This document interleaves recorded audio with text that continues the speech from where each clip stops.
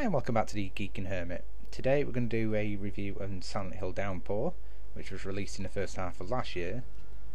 Now, to be fair, it did launch to quite mediocre reviews, I think, on some sites I was looking at, the major ones at least. It was getting 4.5s out of 10s and everything. And as a lifelong fan, I just wanted to do my take on the game, really. Now, in this game you take on the role of Murphy Pendleton, who at the beginning of the game, well, the first few scenes are you're basically beating to death and stabbing to death a man in the showers. Now, that gets explained upon later on, and there is a good reason behind that, but I won't spoil it really. But I'll say this, Murphy's not quite as awful as you think he is.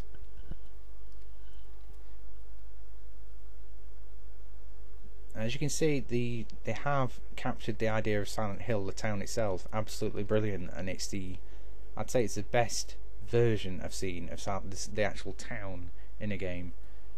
I mean, this generation we did actually have Homecoming, which, to be honest, I hated that game, and I think this one is a massive improvement over that one.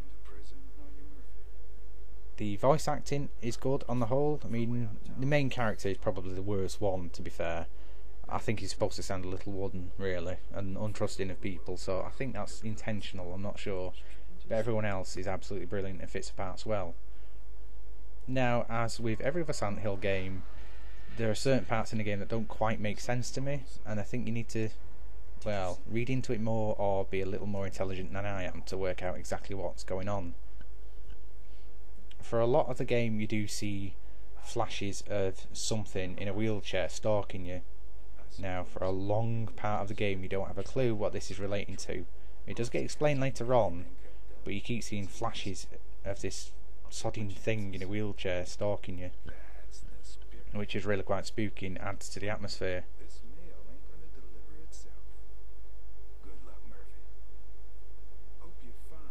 Now, this is the first game, to my knowledge, that actually features the idea of side quests. Basically, you find random bits, like you'll find a note and then you'll get a mission based off that, really. I mean, you would think they'd just be crappy side things, but they're not. They're actually quite good. Well, some of them are. Some just get you to collect old paintings, which, yay. But there is one where you're basically trying to track down an autistic girl, which the mother left notes around. And to help the autistic girl get home, basically she's tied little ribbons around trees, lampposts and everything for the girl to follow. Right, if it's a red ribbon, go right. If it's a yellow ribbon, go left.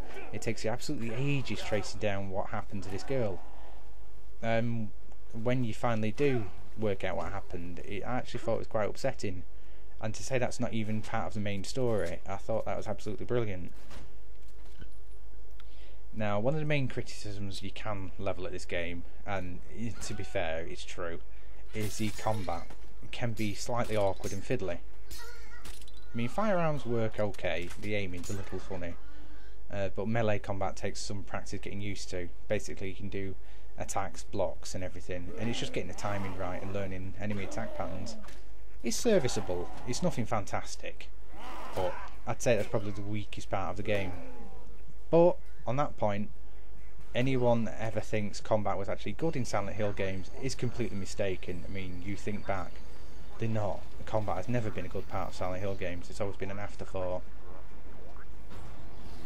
I mean, there are some genuinely freaky parts in the game, like this for instance. I thought this was one of the best parts of the game. Basically an underground train ride.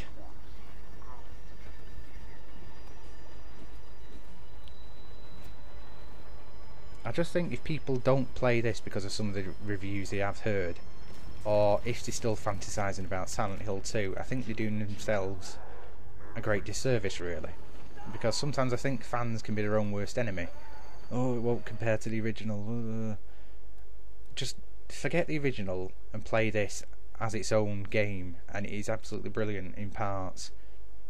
I mean, it's just completely random parts where you end up putting like on a stage show of Hansel and Gretel, and you end up going into it and actually taking part in it. It's just really odd.